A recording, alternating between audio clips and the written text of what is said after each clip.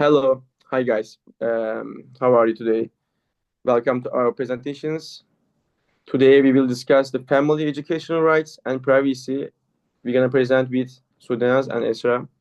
And our agenda parts, as you can see in the second slide, agenda part, we're gonna present definition of FERPA, online privacy and dirty data, consequences of the online privacy issue, solutions for the issue, unintended consequences for the solutions, and the most important one is, as for me, the ways of teaching K-12 students about the issue and conclusion and references.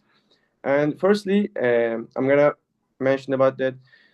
Enacted in 1974, FERPA is a federal law designed to protect the privacy of student education records. It grants parents and eligible students the right to access, review, and request amendments to educational records and preventing misuse of private educational data. And this refers to students' right to control how their personal and educational information is collected and stored and shared, and lastly, used in digital systems.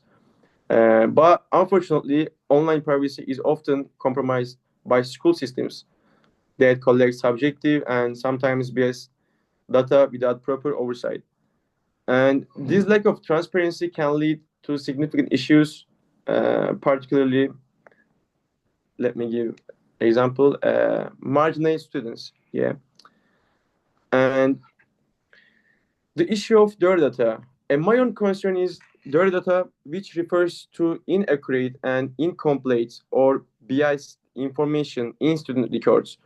This issue is not suitable affects marginalized students, especially Black and Latin students, because contributing to educational inequities. And dirty data, as you know, can result in unfair disciplinary actions and missed opportunities in advanced programs and negatively impact a student's academic future. And next page, please.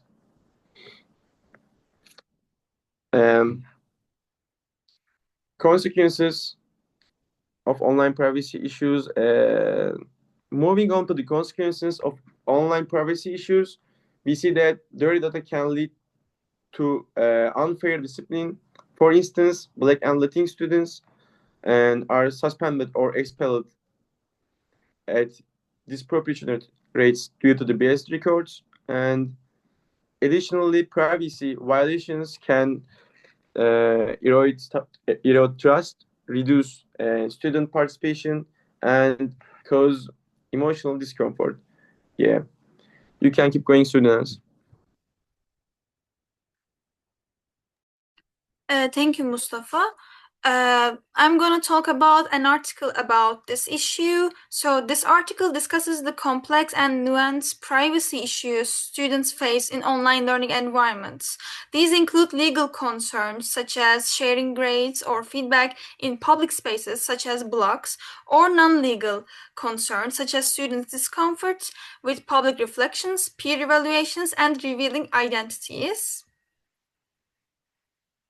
So let's talk about the consequences of the issue. It's a crucial issue because dirty data can shape a student's entire academic future, and also it can affect their social life or daily life easily. According to the article, it says that unfair discipline with Black and Latinx students being suspended or expelled, disproportionate rates, missed opportunities such as exclusion from gifted and advanced place programs. Privacy violations can lead to a loss of trust, reduced participation, and discomfort for students. Distorted students' records that follow children through school and even if in the system.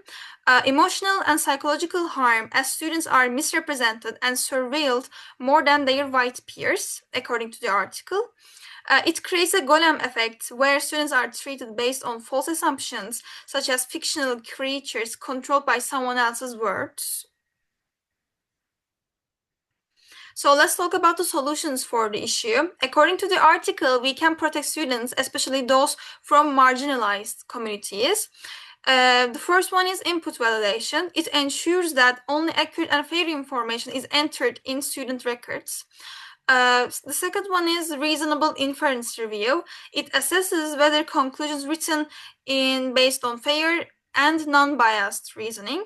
Midterm reflections and feedback forms will be anonymous, ensuring students are safe to express themselves. Like it creates a place like that.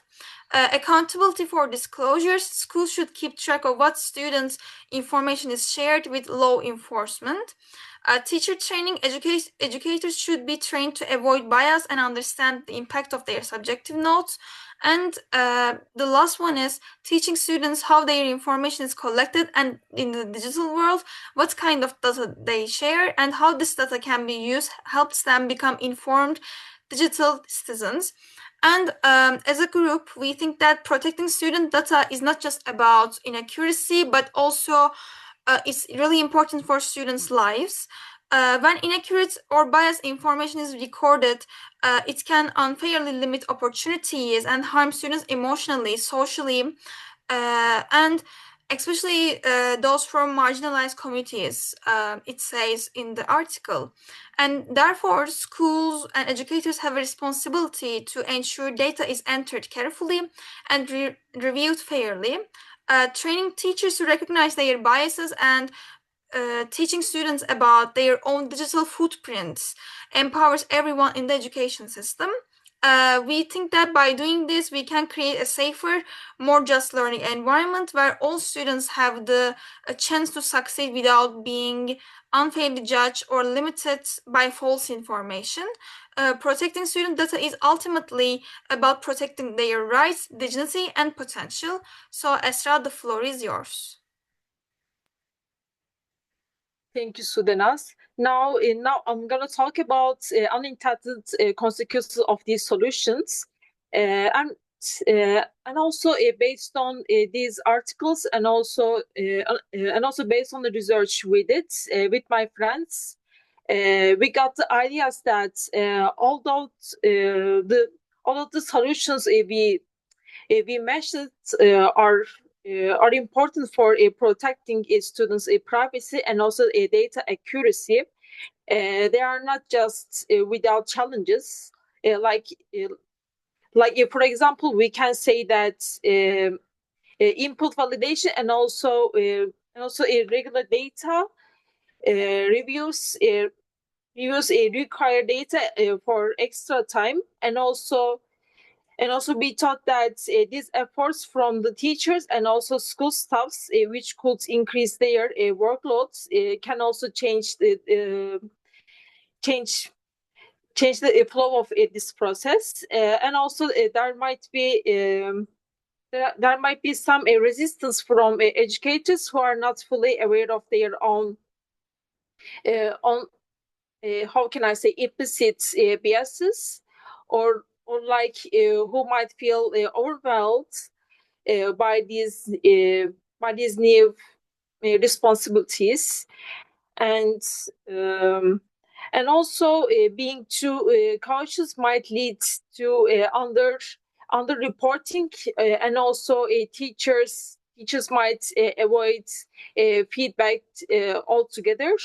So because of that, this situation might harm student development. And lastly, is strict interaction with FERPA rules could prevent schools from using certain digital tools that might otherwise benefit students by limiting their access to useful technology and also resources. Next page. Now I'm going to talk about teaching K-12 students and about the issue of this content.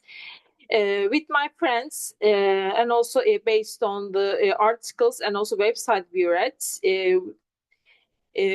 we got that it's essential. It's essential that we educate K-12 students about online privacy, and also how their data is collected and also used. This can be done through interactive activities like role-playing situation, where students explore what happens when data is used, of course, unfairly in this situation. And also classroom discussions on fairness, identity, or how can I say, data can help students to understand the real world impacts of a biased or incorrect change to think critically and also suggest fairer practices. And lastly, we found that libraries are also safe and supportive for each student. Next page. So, as a conclusion, we need to sum up all of this content we searched. We need. I want to say that protecting students like their privacy and also their data is not just a legal responsibility under FERPA, but also a normal and a moral educational one. As learning moves increasingly online, as you know, schools and educators must go beyond legal interaction and also compliance, and also adopt ethical, student-centered, and also useful practices. So shortly, we need policies that promote transparency, that supports privacy, and also teacher training that addresses bias. At the same time, students should be taught how to navigate the digital world safety. And that's all. Next page.